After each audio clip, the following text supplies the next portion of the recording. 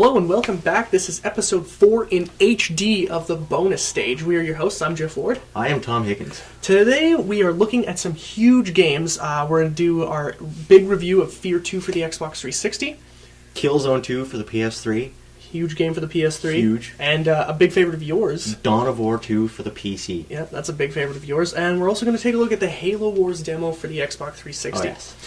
Let's start things off. We're going to talk about Fear 2 for the Xbox 360. Fear 2. You got this game really early. I rented it. And I'm glad I did. I'm going to cut Jeff off. Yeah. Biggest gripe about the box, because it's got the nice protective sleeve and everything. They put the advertisement for Friday the 13th on the sleeve. Yeah. Biggest, and it's dumbest, not a sticker or anything. No, it's is on there. Like it's not even on the actual game itself. It's on the box. It's on the actually, sleeve. I agree. That really sort of takes away from the box art, and I don't like that. Don't do it again. Yeah, that's stupid. That is stupid. Keep that stuff off unless it's a sticker. And Yes. make the sticker really non-sticky so the glue's not on there Put afterwards. the sticker on the wrapping. Yeah, it just makes it look ugly. So, But anyway, continuing Fear 2, on. Project Origin. Really a lot to say about this game. I mean, it was... I was very excited about it. I know you were. I wanted it, yeah. We're big fans Fear of for the the PC. original games. Fantastic games. You play as Sergeant Michael Beckett of a different Encounter recon team who is sent in... 10 minutes or so before the end of the first Fear game. Yeah, so you're really like just following on the tails of the guy from the first one. In a different location, of course. And actually, you know what? That scene when the bomb goes off is unbelievable. It's actually really intense. And they couldn't have given you the better... Like, you're on like a penthouse suite floor. Yeah, looking out over the city as the explosion goes off, and it's wow. Yeah, it's unreal. And I mean, you're kind of having a little bit of a psychotic moment at the time too, with Alma standing there, and it's just like Jesus. It hits you, and it's pretty wicked. I mean, actually, you know what? That's the thing we should talk about is the graphics in this game are really, really nice. They are crisp. They are crisp. They are clean. It adds to the atmosphere. The atmosphere in this game is phenomenal. Yeah. The shadows. I mean, they don't play to it. Like, I gotta say, as a first-person shooter, this game, top-notch. For shooting aspect, it was great. It's great. It like the combat and the action is just, it's all really finely seamless. tuned. Yeah. The combat is just... And the AI is much smarter. Pretty smart. Except when he's flipping cover. There's sometimes you'll see him flip like a bench that's only a foot off the floor. And it like loses, half of its height. Yeah. And he's still like trying to kneel behind it, so really only his shins are protected, but he's still like... And you can just like shoot his back or shoot the top of the back of his head, and it's actually kind of stupid. In that regards, the AI is a little bit dumb, but... Only for the cover, though, I've seen. Yeah. But other than that, they move like a squadron. Like, they're really in tune with one another. As a horror game, it blows. It's fail. It's big time fail. And it really pains me because the first one had so many good scares. It was like, it always just snuck up on you, and like... Even in the middle of a gunfight, like, it never left you alone. Exactly. Like, it would just, like, you wouldn't expect it. And that was the thing about the horror game, is you wouldn't expect it. My favorite part of the first Fears, you're going through a little bit of an industrial area, and you're just turning around to walk down a ladder, and then all of a sudden you see the little girl Alma walking forward, and you're like, holy Christ. Yeah. And as soon as you get to the bottom of that ladder, you turn around, and then Paxton Fettle's walking towards you, and he disintegrates in this black mist. It's like one after another so quickly. They don't even give you time to, recollect yourself after you've just shit a brick. Yeah, it really keeps you on your toes, and that was one of the best things about that game. And this one, they really dropped the ball. They dropped it big.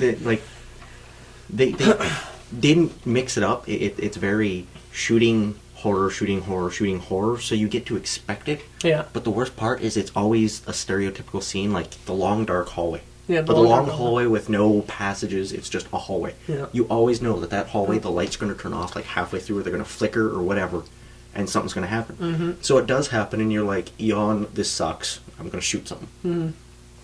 And then when they do sort of bring out a moment that surprises you, it's more of like a boo scare, not of like, let's set the tone for a while, and you're walking around and there's no enemies, and you're like, okay, this is really creepy. It's like, boom, we're going to scare you, and then you're going to go right back into the action. Yeah. Fortunately, the action is good enough that I played the game all the way to the end, and I beat it. I'm close.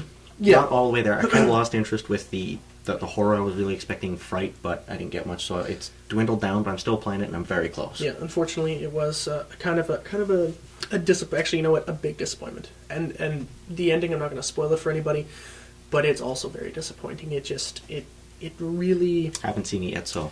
Yeah. they do a very poor job of sort of tying things together. The good parts about this game are the combat, are the weapons. The intel. Yeah, the they intel give is you really so good. much intel. It gives you backstory on the replica soldiers. Paxton Fettel, the main character from the first one. Yep, Alma Wade, Harlan Wade, the big fat guy. I can't remember his name. Oh. Snakefist? Stinkfist? No, that's actually from this game. Oh. But there was a fat guy. Oh, and I can't remember his name. He had freckles. He was a very annoying character. Jeff Ward. No. Too bad. All right. But they do make reference to a lot of the old game, and it actually, if you really like the story, this is kind of a thing that you'll really enjoy, like, solving a little bit more of the mystery of... Filling in questions they didn't quite answer from the first one. Really, really tying things together with Armacam. Unfortunately, the ending doesn't really do that justice, but, I mean, and you know what, there was only 3 intel pieces I didn't find that would have got me that 100% achievement. Yeah. But unfortunately, I don't really want to play it again, because there's really not a lot of replay value. I didn't play much of multiplayer. I tried multiplayer for a couple rounds. Fear 1 multiplayer I quite enjoyed. Yeah, it was really Fear good. 2 multiplayer seemed to be missing something. I only played a couple rounds and just lost interest in the multiplayer right away. I think after playing COD 4, that COD 4 multiplayer system, people just get hooked on the instant experience that you get from shooting somebody, and there's really no... This game also kind of suffers from the Xbox Live Halo syndrome. There's a lot of games out there that if they're not Halo, Call of Duty, Gears of War, if it's not a big name title, people don't play them. Nobody plays it online. Yeah. I did actually have that problem. I mean, I had a few disconnection errors. I didn't have any of those. I did really like Capture the Flag, PHLAG. That was kind of cool. I spent most of my time, though, in the multiplayer just walking around, finding someone to shoot. Yeah, and by the time I did find them, someone else got the drop on them and killed them, so it was like, fuck, now I gotta walk around for another 10 minutes finding someone. And like we said, I mean, the multiplayer in the first Fear was really, yes. I mean, for us anyway, was really well done. I thought it was really good. It flowed well. I mean, you didn't have the chatter because it was on PC unless you had, some sort of voice communication system. Or something. Ventrilo, yeah. But it was just really fast-paced. And not only that, but the levels were quite small, too. Yeah, it was very Kill House type. Yeah.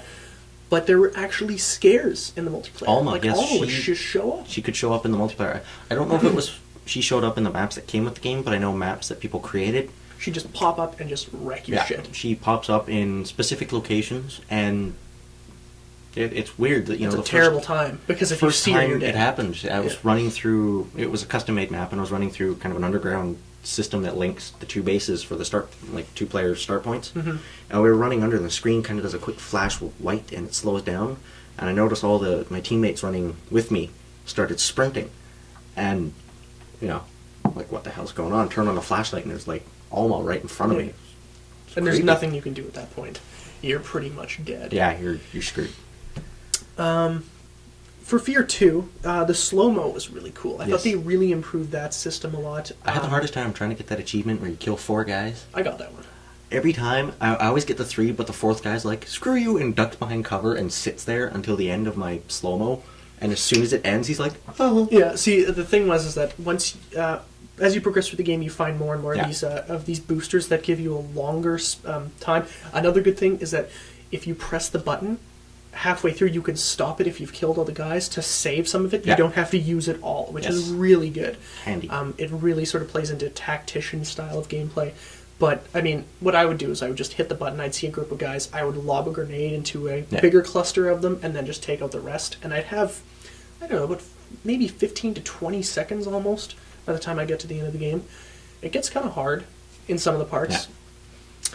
Yeah. They throw some really good enemies at you. The worst of which, though, I don't know its name. Annoying. It's the guy who goes around and resurrects corpses. Yeah. That's all he does. This guy, he is so annoying. He's a bullet. Like, he's a sponge. He just takes everything you throw at him and more. And the thing is, like, I didn't have the problem, but I could see people having this problem.